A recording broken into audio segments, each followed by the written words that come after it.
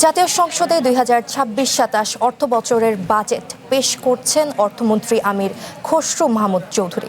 বিকাল ৩টার কিছু পরে তিনি বাজেট বক্তৃতা শুরু করেন। এবারের বাজেটের আকার 9,38,000 কোটি টাকা।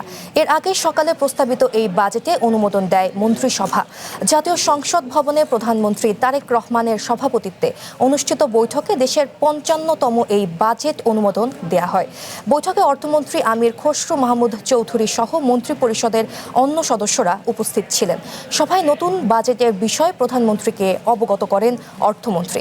গত 12 ফেব্রুয়ারি অনুষ্ঠিত ত্রয়োদশ জাতীয় সংসদ নির্বাচনে জয়ী হয়ে সরকার গঠনের পর এটি বিএনপির প্রথম বাজেট।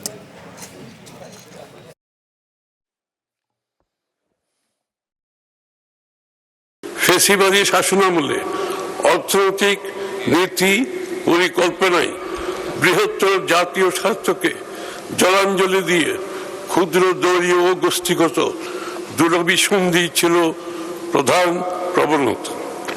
ফলে একদিকে দেশের খেটে খাওয়া মানুষের কষ্টার্জিত অর্থ সম্পদ দুর্নীতি দুর্বৃত্তায়নের মাধ্যমে মুষ্টিমেয় লুটেরাদের হস্তগত হয়েছে এবং বিদেশে পাচার করা হয়েছে। অন্যদিকে সামষ্টিক অর্থনৈতিক ব্যর্থতাগুলোকে ঢাকা হয়েছে মিথ্যা পরিসংখ্যান ও কথার ফুলঝুরি দিয়ে।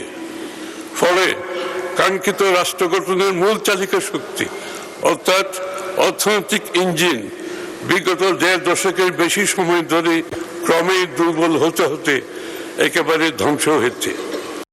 আমরা সেই ধ্বংসস্তূপের মধ্যে থেকেই নতুন যাত্রার প্রতিশ্রুতি বাস্তবায়ন করতে চাইছি।